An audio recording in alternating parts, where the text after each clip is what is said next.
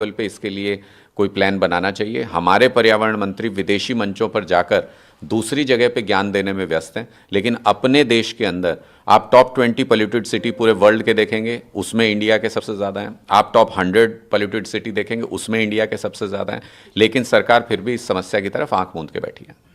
Sir, साथ ही Indigo का मामला बताइए। आपको जिस तरह से स्थिति चल रही थी, इंडिगो के जो उनको वापस से क्वेश्चनिंग के लिए उनको समन किया गया है, कैसे देखते हैं आप इसको? मुझे लगता है कि ये सरकार की खड़ी की गई समस्या है। अगर कोई सरकार किसी कंपनी से चंदा लेके और बदले में कुछ भी करने को तैयार हो जाए, तो फिर ऐसी परिस्थितियां बनती हैं कि एक प्राइवेट कंपनी के सामने पूरी सरकार घुटने टेके हुए नजर आती है। अब जब इतनी चीचालेदर सरकार की हुई है पूरे देश के अंदर, तो उसको कवर अप करने का प्रयास चल रहा है। भारतीय जनता पार्टी अगर एक्चुअल में इस मुद्दे के ऊपर कुछ भी एक्शन लेना चाहती है उसकी सरकार, तो सबसे पहले उन्होंने जो इलेक्टोरल बॉन्ड के जरिए इंडिगो से चंदा लिया करोड़ों रुपए का, पहले भारतीय जनता पार्टी को उसको वापस करना चाहिए और उसके बाद इस कंपनी के ऊपर सख्त एक्शन लेने चाहिए, लोगों की सुरक्षा को सुनिश्चित करना चाहिए। लेकिन सरकार क्या कर रही है, उधर से इलेक्टोरल बॉन्ड से चंदा लेती है, इधर से मोनोपोली एस्टेब्लिश कराई पूरी तरह से, और फिर उसके बाद जब नियम बदलने की बात आई तो कंपनी को पेनलाइज करने की बजाय नियम वापस ले लेती है लोगों की सुरक्षा को दांव पर लगाकर।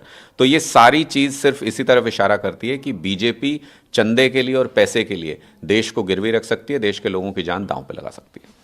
सर, हरियाणा की बात करें तो अभी 2 दिन पहले हरियाणा पुलिस की तरफ से एक ट्वीट जारी हुआ। डीजीपी ने भी कहा कि जिनको थ्रेट कॉल या एक्सटॉर्शन ऐसी कॉल्स आ रही हैं, उनकी जो सुरक्षा है, जो उनको सिक्योरिटी देगी, उसको हटाई गई है। कैसे देखते हैं आप इसको? लगभग 72 लोगों की सिक्योरिटी हटाई गई है। देखिए, इससे शर्मनाक क्या हो सकता है कि अगर किसी प्रदेश के डीजीपी या किसी प्रदेश की सरकार बजाय इसके कि जिन्होंने धमकी भरा कॉल किया है उनको अरेस्ट करके, उनको पकड़ के, या ऐसे लोगों का इनकाउंटर करके उनको कानून की जद में लाके उनको के सामने रखे कि हमने ये एक्शन लिया है, बजाय इसके जिनको थ्रेट कॉल आ रहा है उनकी सुरक्षा हटाने से क्या मैसेज देना चाहती है सरकार? सरकार ये कहना चाहती है कि अगर आप गैंगस्टर्स आपको कॉल कर रहे हैं तो चुपचाप से उठा के उनको पैसा दे दो, वरना सरकार आपके साथ नहीं खड़ी है, कोई भी आपको कभी भी आके गोली मार सकता है।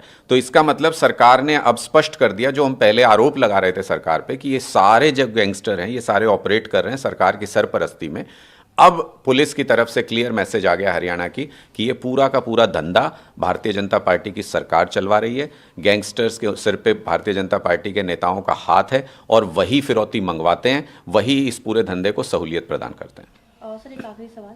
हरियाणा कांग्रेस के जो अध्यक्ष हैं राव नरेंद्र जी, कुछ दिन पहले उन्होंने एक बयान दिया जब उनसे बात हुई कि किस प्रकार से हारी कांग्रेस और क्या उनकी है, तो उन्होंने कहा कि गलत टिकट वितरण भी इसका एक कारण है। देखिए, इसके बहुत से कारण हैं, लेकिन मुझे लगता है कि अगर कांग्रेस के किसी लीडर को अगर वाकई में इंट्रोस्पेक्शन करके और असली कारण बताना है तो वो खुलेआम ये बोलने से शायद वो लोग घबराते हैं, उनको अपना पॉलिटिकल करियर दांव पे लगाना पड़ जाएगा अगर वो ये बोलेंगे।